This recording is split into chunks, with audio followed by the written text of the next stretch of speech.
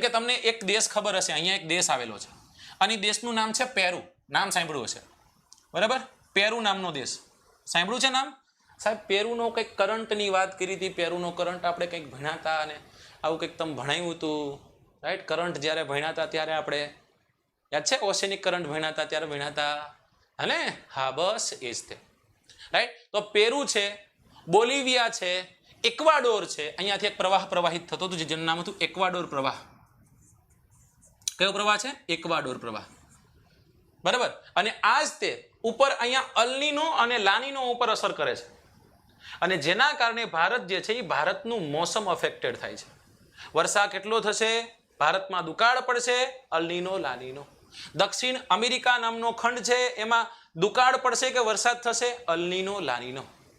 અહીંયા ઓછો જ વરસાદ પડે છે. એની પાછળના કારણ છે પ્રેશર બેલ્ટ આખા ક્રિએટ થતા હોય એટલે, રાઈટ? અને એટલા જ માટે અહીંયા બહુ જબરદસ્ત એવું એક રણ આવેલું છે. રણ ક્યારે હોય સાહેબ? જે જગ્યાએ ભેજ ઓછો છે, જે જગ્યાએ ભેજ ઓછો છે એવા જ વિસ્તારોમાં રણ જે છે રણનું ફોર્મેશન થાય. ભેજવાળી વાતાવરણમાં કોઈ જગ્યાએ રણ બને નહીં મિત્રો, યાદ રાખજો આ વાતને. ચલો ડન. તો મેં તમને કીધું પેરુ, મેં તમને કીધું બોલિવિયા, મેં તમને કીધું ઇક્વાડોર, મેં તમને કીધું કોલંબિયા, વેનેઝુએલા. આ નામ સાંભળ્યા છે. એમાં ખાસ કરીને વેનેઝુએલા નામ ફરી એક વખત કહું છું, વેનેઝુએલા નામ ફરી એક વખત કહું છું. આપણે સાંભળ્યું હતું ક્યારે મિત્રો? 2016માં, રાઈટ? અને એ 2016 નવેમ્બર મહિનો 8 તારીખ રાતના 8 વાગે મિત્રો તમારી પાસે જે પણ 500,000ની નોટ છે એ બંધ કરી દેવામાં આવી છે મિત્રો. જલ્દીથી તમારી પાસે જે હંગરો છે એ કાઢી નાખજો મિત્રો, નકર રમકડા, રાઈટ? તો એ સમય દરમિયાન ભારતમાં ડિમોનિટાઇઝેશન થયું હતું, ત્યારે અહીંયા ડિમોનિટાઇઝેશન થયું હતું, પણ આ લોકોએ ડિમોનિટાઇઝેશનને થોડાક જ દિવસમાં પાછું ખેંચી લીધું. ત્યારના લોકોના વિરોધના કારણે ભારતમાં આવું થયું હોત તો ભારતની આર્થિક સ્થિતિ આજે છે એટલી ખરાબ ન હોત. ખરાબ તો હોત જ, કારણ કે તમને ખ્યાલ છે અત્યારે આવો જબરદસ્ત એવો એક પેન્ડેમિક ચાલુ છે. તો એ વેનેઝુએલા છે. ત્યારબાદ એક દેશ છે કોલંબિયા નામનો દેશ છે. કયો દેશ છે? કોલંબિયા નામનો દેશ છે, બરાબર? પેરુ છે, ઇક્વાડોર છે, કોલંબિયા છે, ત્યારબાદ છે બોલિવિયા નામનો દેશ છે. આ બધા જ દેશોમાંથી, બોલિવિયા નામનો દેશ છે, આ બધા દેશોમાંથી નદી પ્રવાહિત થાય. અરે રે રે સાહેબ, અમને તો એમ હતી કે સાબરમતીની લંબાઈ 321 કિલોમીટર. અમને તેમ થતું કે ઓહો ભૂકા કાઢી નાખ્યા સાબરમતી, 321 કિલોમીટર તોડી નાખે એવી. ત્યાંથી આગળ ગયા નર્મદા. અરે સાહેબ નર્મદા 1312 કિલોમીટર, જબરદસ્ત. પછી આપણને ખબર પડી ગંગાની સહાયક નદી યમુના નર્મદા કરતા મોટી, 1375 કિલોમીટર. હું યમુના છે. હવે યમુના ભણ્યા એટલે પછી ગંગાની જાણવાની જાગૃતિ જાણી, રાઈટ? અને અંતે આપણે ભણ્યા 25 કિલોમીટર. સાહેબ 2880 કિલોમીટર સિંધુ નદી, 2900 કિલોમીટર એમેઝોન નદી. લોકો જરા સબર કરો. આટલા બધા દેશોમાંથી એક નદી પ્રવાહિત થાય છે. અને આ તો ઠીક છે, વિશ્વની સૌથી લાંબી નદી નાઇલ છે ને, એ સૌથી વધુ દેશોમાંથી પસાર થતી નદી છે. આટલા બધા દેશોમાંથી નદી નીકળે અને આ નદી નીકળશે ત્યારે એ નદીને ઘણી બધી નદીઓ નહીં મળે, ઘણી બધી નદીઓ મળશે. હવે આ કોઈ નદીના નામ આપણે યાદ નથી રાખવા, કારણ કે આપણે યુપીએસસી જે છે એ યુપીએસસીમાં એકદમ મેઇન્સમાં ક્યારેક કોન્સેપ્ચ્યુઅલ નાખ્યું હોય કે પછી કરંટ રિલેવન્ટ કંઈક વાત હોય નાખી હોય તો વાત ઠીક છે. બાકી આપણને એટલી ખબર પડી જોઈએ કે એમેઝોન રિવર જે છે એ વિશ્વનું સૌથી મોટું નદી તંત્ર છે, રિવર બેસિન છે, કે જે દક્ષિણ અમેરિકા ખંડના પશ્ચિમ ભાગમાંથી ઉદ્ગમ પામી પૂર્વ તરફ વહી અને અંધ સાગરમાં જઈ સમાપ્ત થાય છે. ઘણા બધા દેશો કે જેમાં Peru, Bolivia, equator, Columbia, Venezuela વગેરે જેવા દેશોમાંથી પસાર થાય છે, રાઈટ? ओके, समझ में आता है ना? आई होप કે તમને બધાને સમજાય છે. શુદ્ધ ગુજરાતી છું, રાઈટ? અને છતાંય કહું, જેને વાત મારી સમજાતી નથી એ ગમે તે હોય ગુજરાતી નથી. સાહેબ હવે અમને એ કહો કે આ એમેઝોન રિવરનું નામ એમેઝોન કેમ પડ્યું? એમેઝોન રિવર જે છે એ એમેઝોન રિવરનું નામ એમેઝોન કઈ રીતના પડ્યું છે, બરાબર? હવે મારે તમને એ બધા પોઈન્ટ સમજાવવાના છે, બરાબર? આપણે કઈ નદી ભણી રહ્યા છીએ? આપણે નદી ભણી રહ્યા છીએ એમેઝોન નામની નદી. અને આ એમેઝોન નામની નદીનું નામ એમેઝોન કઈ રીતના પડ્યું? મિત્રો દક્ષિણ અમેરિકા ખંડની શોધ જે છે એ કોને કરેલી? સ્પેનિશ લોકો, રાઈટ? કયા લોકો? સ્પેનિશ લોકોએ.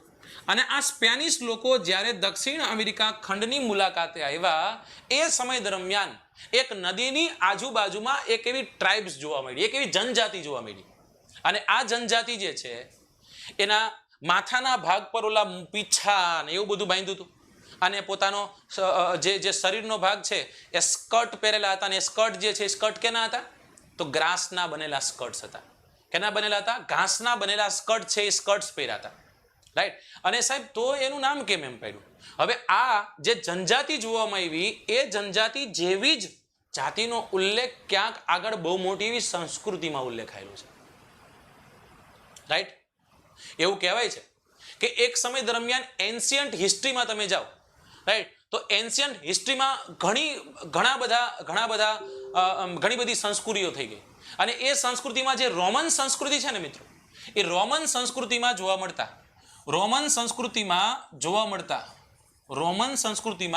જોવા મળતા જે ઓલા યોદ્ધાઓ હતા, એ યોદ્ધાઓ કેના જેવા લાગતા? એ યોદ્ધાઓ જે છે એ યોદ્ધાઓ જેવા અહીંયાના લોકો લાગતા, રાઈટ. અને એના નામ ઉપરથી આને કહી દીધું એમેઝોન. શું કહી દીધું? એના ઉપરથી એનું નામ પાડી દીધું એમેઝોન, બરાબર. ઘણા લોકોએ એવું કીધું છે કે ભૂત છે ને ભૂત જોવા મળ્યા એટલે નામ પાડી દીધું એમેઝોન. નહીં, એવું નથી. એમેઝોન રિવર, એમેઝોન નામ પાછળનું આ એક નાનકડું એવું કારણ છે, આ આપણે જાણવું જરૂરી છે. ઓકે,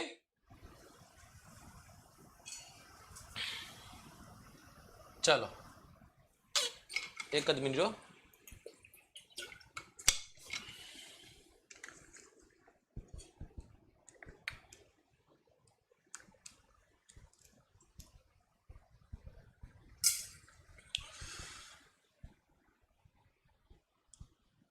મિત્રો 1 મિનિટ રાહ જોજો. એનું કારણ છે કે ભૂલથી છે ને, હા,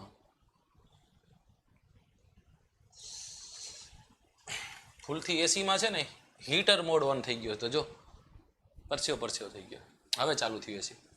ઓકે, હિસ્ટ્રીમાં મજા આવશે. બારોટ સાહેબ સાથે આજે જ વાત થઈ, અને એમને ખાલી એક ટેકનિકલ એક ફોર્માલિટી હોય એક પૂરી કરવાની છે. એ ફોર્માલિટી પૂરું થઈ જાય એટલે સાહેબ બહુ જલ્દી જોડાઈ જશે. સાહેબ આપણે રિવર એમેઝોનની વાત કરતા હતા. આપણે એમેઝોનમાં આટલીક વાત જાણી. ચલો મને તમે કહેશો કે એમેઝોન જે છે, સોરી, તમારે મને જણાવવાનું, તમારે મને કહેવાનું છે કે સાહેબ આ રિવર, આ વિસ્તાર, આ ખંડની શોધ કોને કરી? આ ખંડ જે છે ખંડની શોધ કોને કરી? બધાના હું આન્સર જોઈ રહ્યો છું. બધાના આન્સર જોઈ રહ્યો છું. આન્સર કરજો.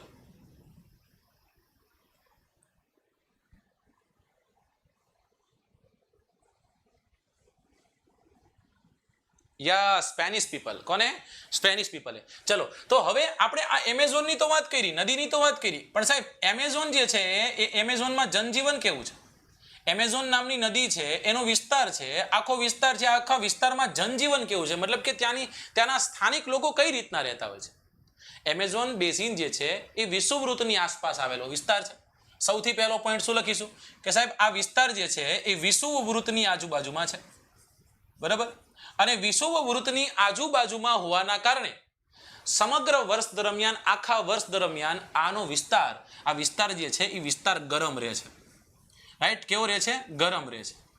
અને ગરમ વિસ્તાર રહે છે એટલે ત્યાં રહેલી જે હવા, ભેજનું પ્રમાણ, ભેજયુક્ત વાતાવરણ હોવાના કારણે, કેવું વાતાવરણ છે? ભેજયુક્ત વાતાવરણ છે. મિત્ર, ભેજયુક્ત વાતાવરણ હોય તો શું થાય?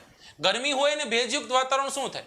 કે સાહેબ ભેજયુક્ત વાતાવરણ હોય તો જે ભેજ જે છે, જે પાણી છે પ્રવાહી સ્વરૂપમાંથી કન્વર્ટ થઈ અને વરાળ સ્વરૂપમાં કન્વર્ટ થઈ આગળ વધી રહ્યું છે, ઉપર જઈ રહ્યું છે, બરાબર. હવે એના જ તે વાદળો બનશે ને એ જ વાદળોનું ઘનીભવન થશે.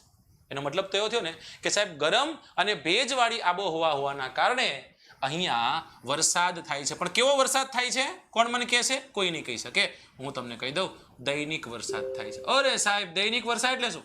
દૈનિક વરસાદનો મતલબ રોજ વરસાદ થાય. સવારે સુરત દાદા ઉગે, જબરદસ્ત નાહી ધોઈને કમ્પ્લીટ થઈને આવ્યા હોય, બરાબર. અને પછી તો કે એકદમ જબરદસ્ત એવું તાપને છોડે, અને એના કારણે જે છે એ પાણી જે છે એ પાણીનું ઇવોપરેશન થાય, ઉપર જાય. હાંજ પડે એટલે વાતાવરણ ઠંડુ થાય એટલે વરસી જાય. હાંજ પડે એટલે વરસાદ પડે. એટલે કે વિષુવવૃત્તના પટ્ટાનો વિસ્તાર 10 ડિગ્રીથી 10 ડિગ્રીનો વિસ્તાર, ડેઇલી રેઇનફોલ ત્યાં નોંધાતો હોય છે. પ્રશ્ન પૂછાય, વિશ્વનો કયો એક એવો વિસ્તાર છે જે જગ્યાએ ડેઇલી રેઇનફોલ નોંધાય? ત્યારે મિત્રો લખજો વિષુવવૃત્તનો પટ્ટો. કેનો પટ્ટો? 10 ડિગ્રી ઉત્તર અક્ષાંશથી 10 ડિગ્રી દક્ષિણ અક્ષાંશ સુધીનો વિસ્તાર, રાઈટ. દિવસનું તાપમાન ઊંચું, ભેજનું પ્રમાણ વધુ, રાત્રે તાપમાનમાં